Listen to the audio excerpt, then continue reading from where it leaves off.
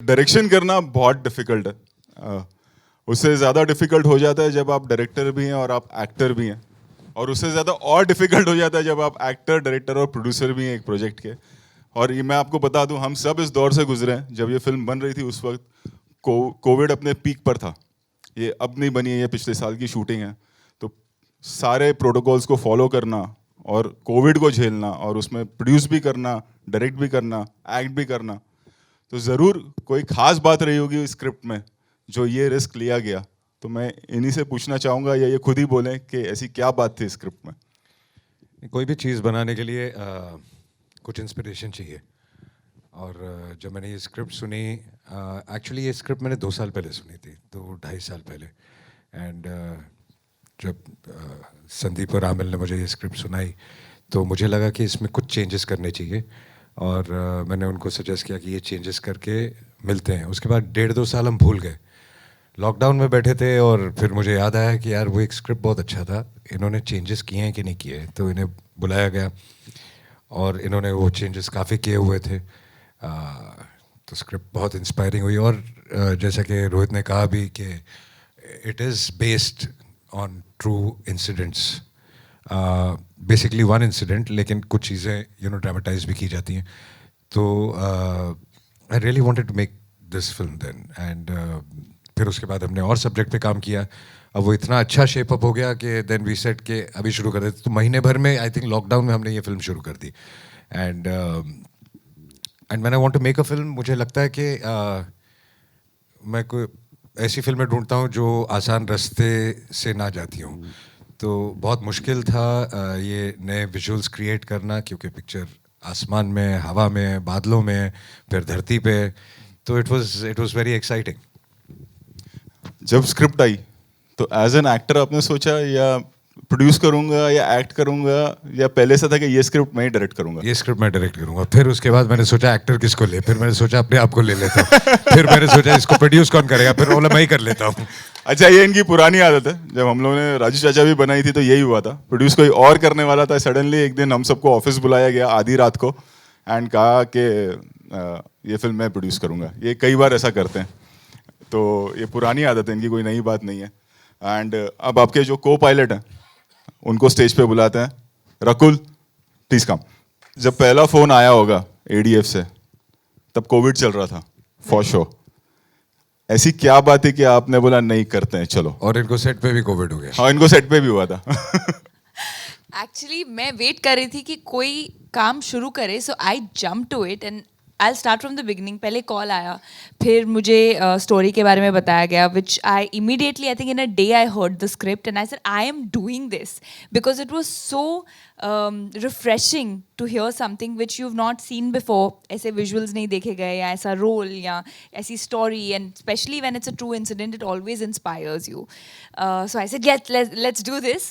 And because covid चल रहा था, I was that one person who was itching to go to work. I said मुझे please घर पे नहीं बैठना, मुझे काम करना है। So then there was no fear, but I think while we were shooting is when I had covid and I remember वो भी फर्स्ट थिंग आई कॉकपिट में मेरे साथ and 4 दिन cockpit काम में करके, और इतना सा कॉकपिट। इतना cockpit है, and I mean COVID is strange. Sir and I were in that cockpit all through the day. Evening I had body aches, and the next day when I got to know, then I messaged him. I said, "Sir, what about shoot?" He said, "Relax, you first get well soon, and then we'll get back." But then we got back. Sir, आपने 1999 में हिंदुस्तान की कसम में काम किया था Amitabh sir के साथ, जो आपके पापा वीरू देवगन ने डायरेक्ट किया था। Like how was the experience working then with Amitabh Bachchan, and how long you have been waiting? कितना लंबा इंतजार आपको करना पड़ा कि अमिताभ सर के साथ एक बार फिर से आप काम करें, और सिर्फ ना काम करें बस, बल्कि उन्हें डायरेक्ट भी करें? जैसा कि अमित जी ने भी कहा, आई थिंक जब मैं छोटा था तब से मैं सेट पे जाया करता था, तब से मैं उनको जानता हूँ। और उन्होंने मुझे हमेशा बहुत प्यार दिया। सिर्फ हिंदुस्तान की कसम नहीं, मैंने उनके साथ बहुत सारी फिल्में। मेजर साहब उसी वक्त। मेजर साहब है, खाकी है, मेरे ख्याल से 7-8 से ज़्यादा फिल्में हैं उनके साथ। और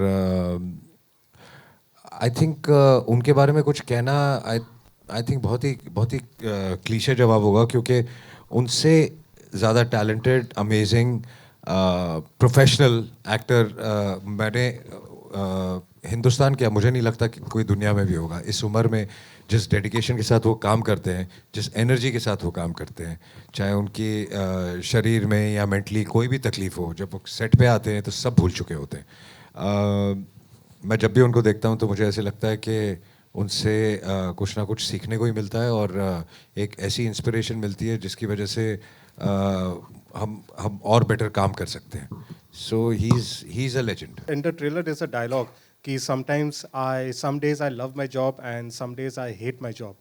As an actor on set, we would like to know the day probably you loved your job the most and the day you hated your job the most. Thank you so much. You like the trailer?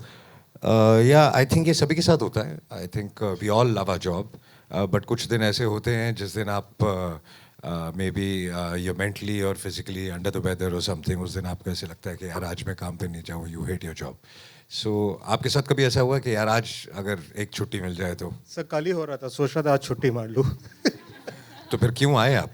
Sir क्योंकि आपका trailer miss नहीं कर सकता। बहुत बहुत शुक्रिया, बहुत बहुत शुक्रिया। तो आप खुश हैं कि आप आए कि आप? सर बहुत ज़्यादा। Thank you. हाँ, तो ऐसा सबके साथ ही होता है मेरे हिसाब से, तो हमारे साथ भी ऐसा होता है। But we all professionals like you said कि आज काम था तो आप आए। चाहे आप कुछ भी फील कर रहे हो, आप काम पे तो पहुंचते हैं क्योंकि आपने कमिट किया है।